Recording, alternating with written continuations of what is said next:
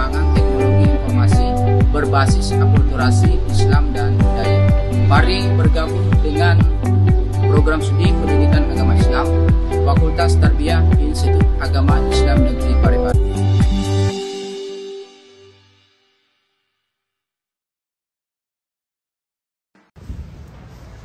Bismillahirrahmanirrahim. Assalamualaikum warahmatullahi wabarakatuh. Waalaikumsalam warahmatullahi wabarakatuh. Jadi sebelum saya melanjutkan materi dari Kakak Firhan, boleh saya tanya siapa nama saya? Masih ingat?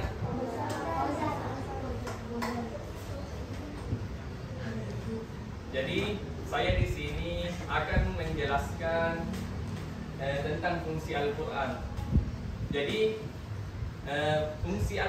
Al-Quran itu bukan hanya untuk dibaca, tapi juga ada fungsi lainnya seperti 8 di sini. Jadi yang pertama di sini yaitu Al-Huda, petunjuk. Ketika kita tersesat, pasti kita butuh petunjuk. Ya, Al-Quran kita lihat saja di Al-Quran. Contohlah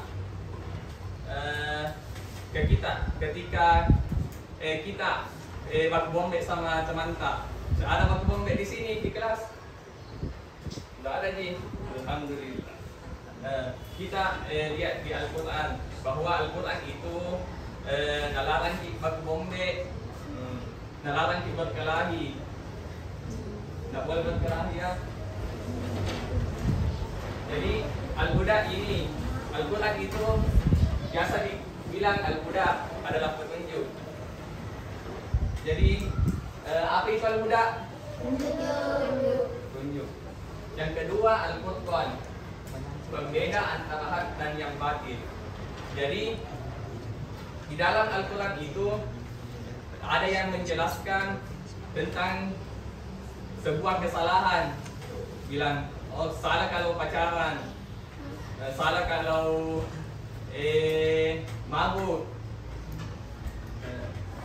Jadi di Al-Quran itu jelas mana yang salah. Adapun yang benar itu juga jelas.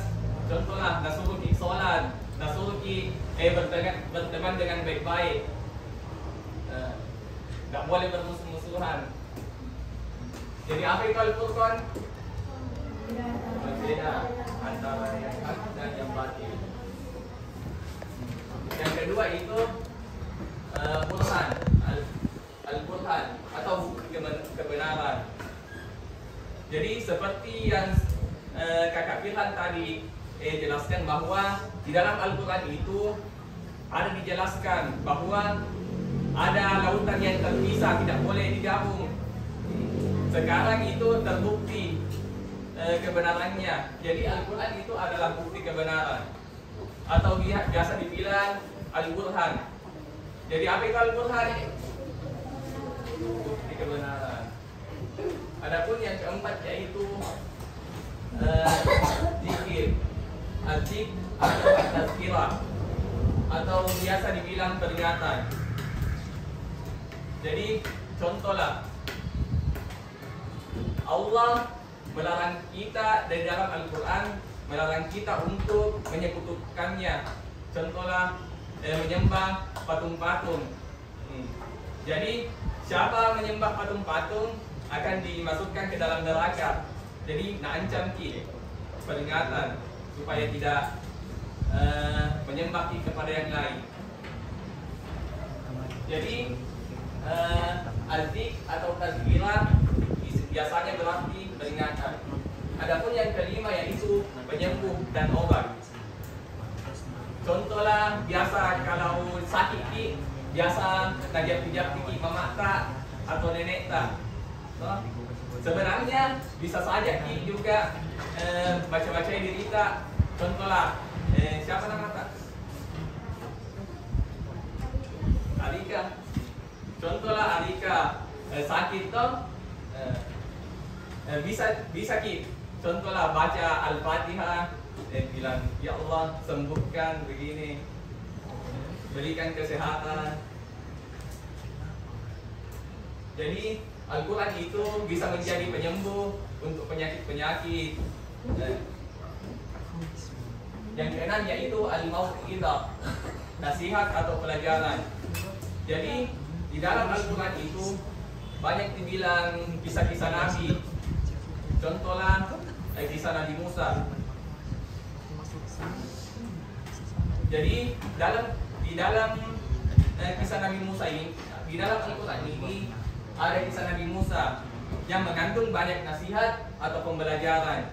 Contohnya Fir'aun, sombong sekali, atau biasa dibilang bodoh sekali. Fir'aun mengaku sebagai Tuhan, padahal jelas-jelas bahwa Allah Subhanahu wa Ta'ala itu adalah Tuhan dari alam semesta ini.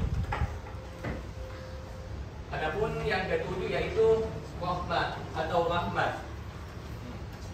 Jadi rahmat ini biasa diartikan sebagai nikmat dari Allah Subhanahu wa Ta'ala. Jadi kalau membaca di Al-Quran itu sebenarnya nikmat kita rasa. Berapa pahalanya kalau membaca Al-Quran? Ada yang tahu? 1 huruf sama dengan 10. Itu kalau di luar Ramadan. Contoh kecil.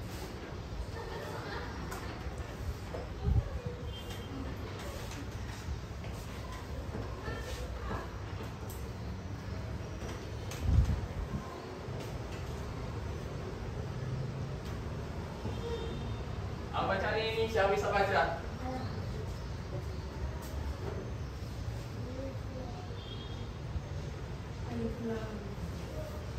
Apa bacanya? Alif Lam Mim. Berapa huruf di situ? 3. Berarti kalau dibaca Alif Lam Mim berarti dapat mati 30. Apalagi kalau di dalam bulan Ramadan bisa berlipat-lipat. Bahkan bisa jadi 700 kali lipat banyaknya. Kalau bismillah berapa huruf?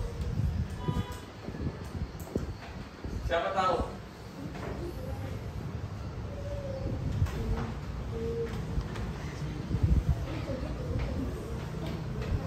Jadi di dalam Bismillahirrahmanirrahim itu ada 19 huruf.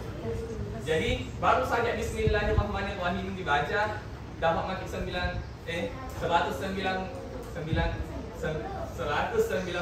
pahala banyaknya. Jadi kalau di dalam bulan Ramadan itu dilipat-lipat gandakan lagi. Kalau misalnya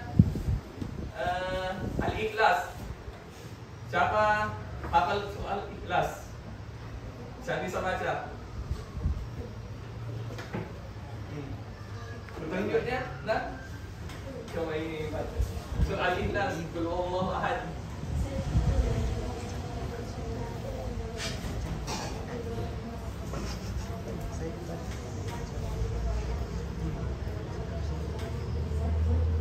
Tepuk tangan. Jadi kalau surah Al-Ikhlas itu dibaca 3 kali sama dengan baca 1 Al-Quran pahalanya. Banyaknya ini. Dan 3 kali di surah Al-Ikhlas.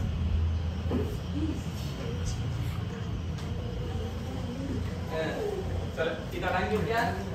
Yang ke-8 itu amar atau amrullah atau perintah atau ketetapan Allah. Jadi di dalam Al-Quran itu ada perintah sholat, puasa, zakat, haji. Sholat semua di sini, sholat subuh semua ji. Sholat, alhamdulillah. Puasa semua ji. Ada nih haji.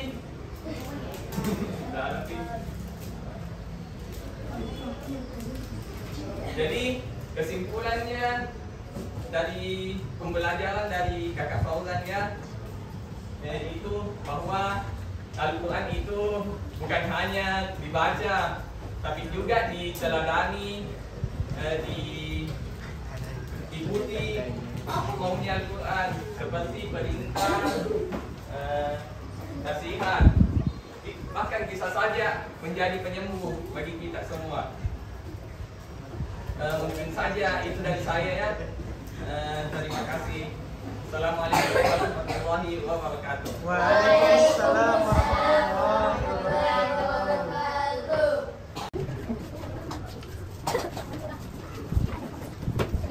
Oke, jadi itu tadi pemaparan dari kami bertiga. Ada yang mesti dipahami, ada juga yang sedikit yang penting ada. Oke, saya tadi sama janjiku bilang nanti saya kasih pertanyaan sesuai apa yang kami sampaikan. Tapi sangkatan nanti ada dia. Oke, siap nih. Sebelum kami memberikan pertanyaan atau memberikan evaluasi kepada kalian, ada yang bertanya seputar materi supaya nanti kalau ditanya bisa jawab. Ada? Cukup. Jadi, oke.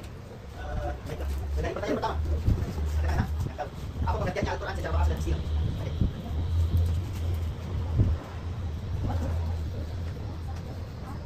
Oke, pertanyaan dulu. Oke, pertanyaan kedua. Bagaimana proses turunnya Al-Quran? Siapa yang kita bisa kita? Bagaimana proses turunnya dari siapa? Dari siapa aplikasi? Ada yang bisa? Kita ini seperti ini.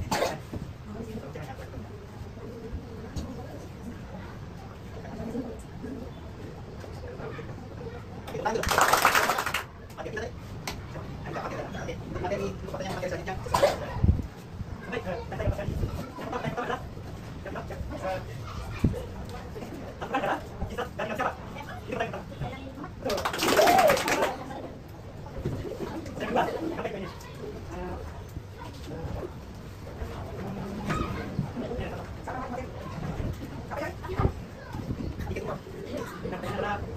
Kitab Al-Quran diturunkan untuk nak.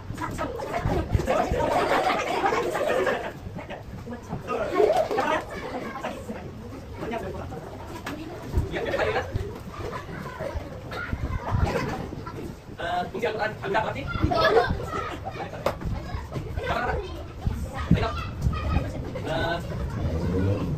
Berapa pertanyaannya?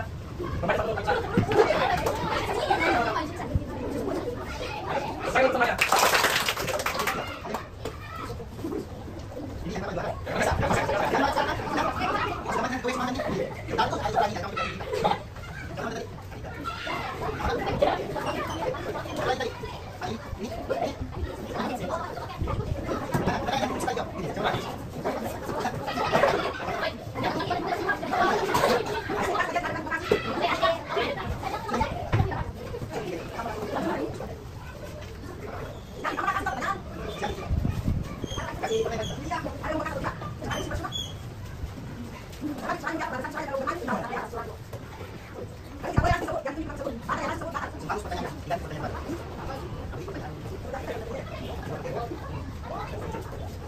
Siap kan? Tidak boleh sebut, langsung sebut kata-kata dulu.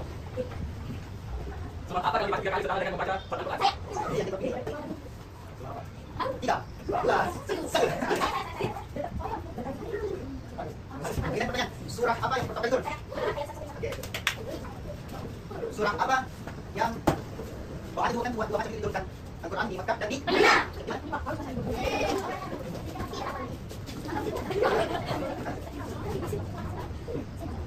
Tidak boleh setelah kata-kata kan?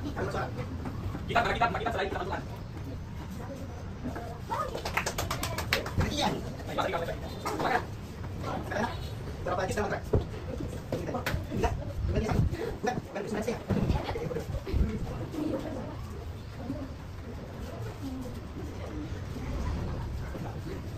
Lagi. Berapa surat Al-Quran?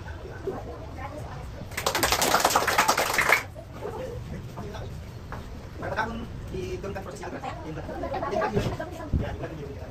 di ada lagi apa? Masih berapa sini lagi? Coba dia, belum dijawab ya. Coba dia. Tapi kita ini berbicara. Yang belum tadi bisa jawab yang sudah tadi dapat. Apa ini? Kasih kesempatan teman-teman supaya bisa jadi imam. Oke? Yang belum apa bisa jadi Muhammad? Belum kita jawab. Coba kita yang belum dapat. Kali jawab dulu. Oke. Kita. Ada bisa itu. Apa artinya al-budak? Gitu. Al-budak artinya? Al-budak? At-tadhkirah apa artinya? Al-zikir. Kalau cepat, masih pak.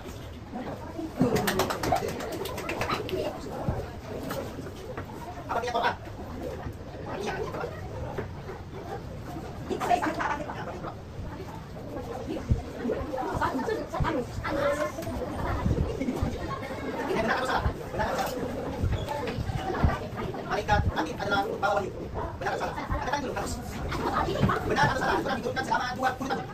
Salah. 23. Benar atau salah? Jumlah surat yang ada di Al-Quran sebanyak 110. Benar atau salah? Oke. Salah jawabannya 111. Benar atau salah?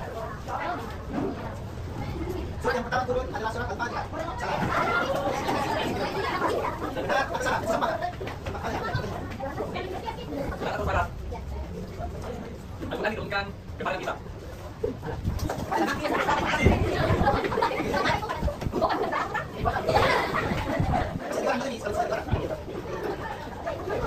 atau salah? Benar atau salah? Al-Quran pertama kali diturunkan di Wahyu.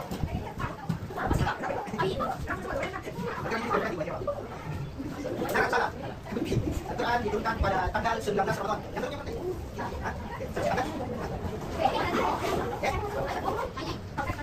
Satu ayat, sederhana. Bismillahirrahmanirrahim, satu ayat. Qul huwallahu ahad. Apa surat pertama yang pertama? Semua ya? Bukan pertanyaan.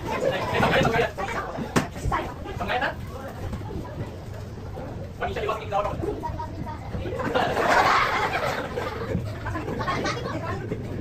Manusia dewasa.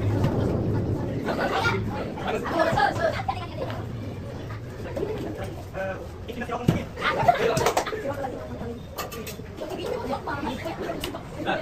Anak, bismillahirrahmanirrahim.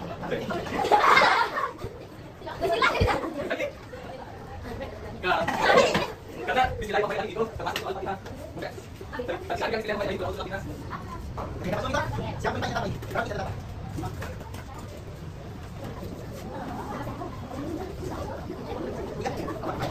Kita berapa? 3. 4 sampai.